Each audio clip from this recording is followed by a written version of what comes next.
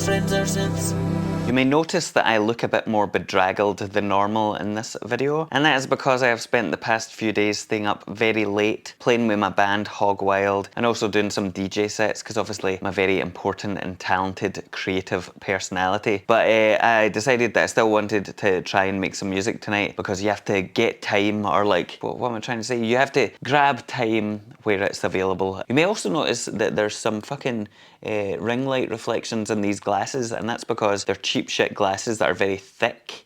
I didn't get them thinned down, and so they're kind of convex, which means they're catching that ring light, which is extremely annoying. However, you're not going to see much more of my face in this video. But today what I'm going to be doing, or what I've started doing already, is making some music with a couple of bits of equipment that I've not spent enough time with, and I really should have, because they're quite interesting, but I just haven't had the time to dig into them. So that's what I'm doing. So I'm going to show you my current setup, and then I'm going to play the music that I've made with it. So if I spin you around here, you can see the setup that I'm using for this particular bit of musical genius. I'm using 3 main pieces for the kind of the beginning composition. Firstly, I'm using the Pulsar-23 from Soma Lab. This is a really amazing and creative drum machine. My friends at Signal Sounds got me an incredible deal on this, so thanks to them. Go check out their website. They've got a whole host of weird and wonderful electronic devices that you can purchase. And if you're in America, this is a perfect time to do it, because the pound has literally crashed into the ground, so you'll get more for your money than ever before. But basically, I've had this for a while and I've not used it as much as I would like, because it's a really kind of in-depth, wonderfully complex and interesting beast. But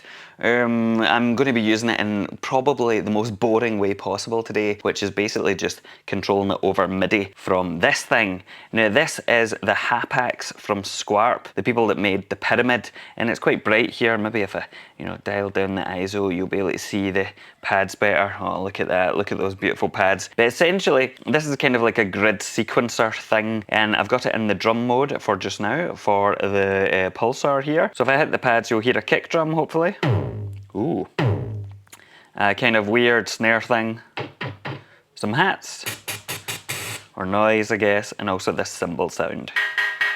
The other synthesizer that I'm using for this particular bit of music, or at least the foundation of it, is the MonoPoly from Behringer. And funnily enough, Behringer sent me this after I did that video talking about how I loved Behringer and no one could stop me because I was getting so many bullshit comments about it. So thanks Behringer, I love you, I love you. Now I'm also controlling the MonoPoly from the Hapax down here, so if I switch channels, I should be able to play something and you'll hear it maybe. Look how beautiful that is, by the way, like, so colourful. But this is also another bit of equipment that I've had for a wee while and I've not made the most of just yet, because there is lots to it that I kind of need to figure out. It's got 4 voices, and you can do all sorts of weird and wonderful things. And this one, I'm being fairly straightforward.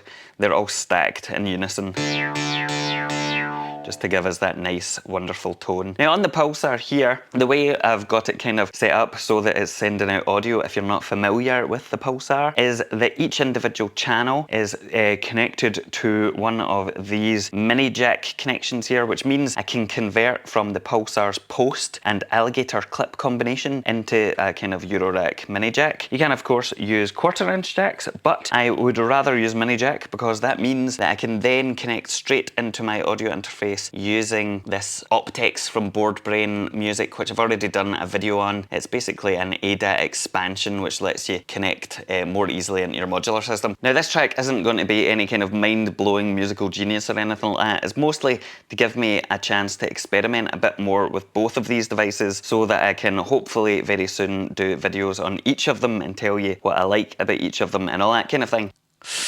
So at this point I've recorded all of my loops into Logic. I did it in a kind of live hardware performance style scenario, and I might even upload that shockingly interesting video for patrons only. So if you want to get that and other kinds of exclusive content of that caliber, you can sign up below. But since then I've chopped them all up and I've made it a much more palatable 4 minutes or so, as opposed to the 6 or 7 minutes that I think it ended up as, because I feel like when you're making electronic music for people to listen to in the house, minutes, then if you're going over something like 4 minutes, then you're taking a wee bit of a liberty in terms of what isn't interesting anymore, or at least for me. Maybe I've just got a short attention span. But I think the electronic music should only be over 4 minutes if you're in a field somewhere with a concoction of various hallucinogenics. But since we're not doing that tonight, I've cut them all down and I've made them into kind of a song structure. I've added some different bits and pieces in terms of processing. I've used a couple of the Arturia V9 or V8 effects, including the delay and I think the reverb,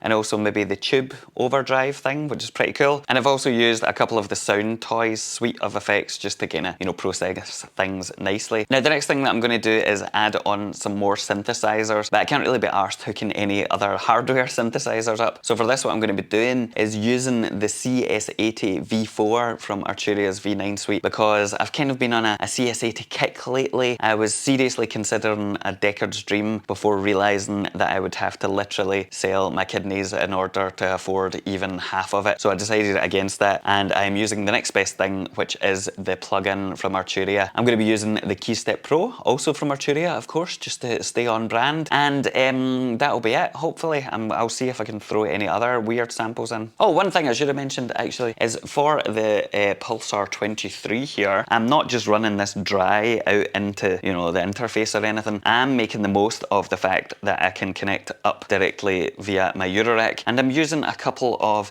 these modules from Feedback Modules. If you watch any of my videos, you'll probably have seen these before. These are like preamp modules that are based on old circuits from weird mixers like the Boss KM60, I think, and the Boss XA or X8 or whatever the fuck it is. But this is just kind of giving a wee bit more drive, as if this fucking thing needs it. So that's it. That's the music I'm doing today. Hopefully you've learned something from my greatness. So in a move that will neatly demonstrate my complete lack of planning for this video, after I went and recorded the different bits and pieces on the CS80 V4, I then realised that the track was sounding a wee bit bare and shite. So I went and dug through my box of samples and I came across one from my pal Labrat Warfare. He's got a great YouTube channel, by the way, and it happened to speak to me for some reason, perhaps because of what I mentioned earlier on in the video about hallucinogens. But I pulled that out and I ran it through my circuit bent Akai S2000. So I recorded the sample in and then basically mashed it up so it got fucked up and stuff. Magic mushrooms. Magic mushrooms. Magic mushrooms. And then I used that to kind of give the track a wee bit of direction. So now it sounds like, well, it sounds like insanity, I think. However, it's done, and as you can probably tell by how quiet I am speaking, it is now very late, and I of course have to go and record a wee glitch art video for the end of this. So hopefully you like this track. This was done in literally a couple of hours, so maybe one day I'll do something that takes longer than a few hours, and it may actually be any good.